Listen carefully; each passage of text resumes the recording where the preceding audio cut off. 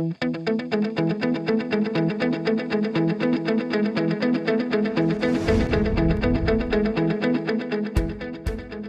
environment is key with regard to absolutely everything here. The town of the Blue Mountains is based on agriculture, but certainly over the last 30 or 40 years it's become a tourism hub. Population of approximately up to 17,000 people. On a weekend we bust at the seams with 100,000 people. The United Nations recognized the Niagara Escarpment in 1990 as a world biosphere. The municipal offices on this site were used by the town of Thornbury to service a community of approximately 3,000 people. With the amalgamation, we have quite a bit more in the way of staffing. When we decided that we needed to expand or create a new facility for administrative purposes, we kept on coming back to this site because this site does support the community. The proximity of the river and the Georgian Trail downtown, it made it an ideal spot to have a community gathering space. We had lands immediately to the east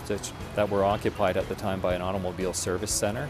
We thought we would have a certain amount of cleanup, but the excavation was quite immense. It was through the demolition that we became aware that there was further contamination on the site.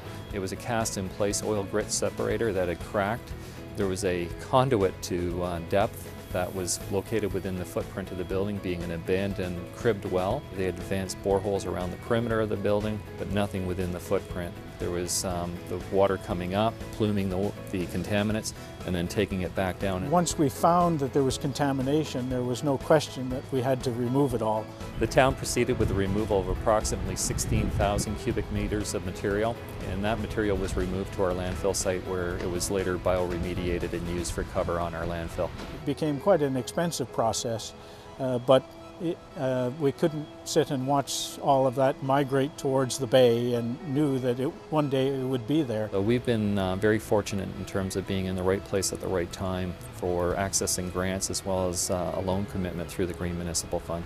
And without that, this type of development would not have occurred. The Town Hall project commenced with community dialogue sessions. Following that, we proceeded with a design charrette. The development itself is far more than just a brownfield development.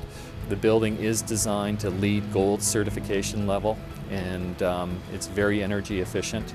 It will use approximately 40% of the energy of a code-compliant building.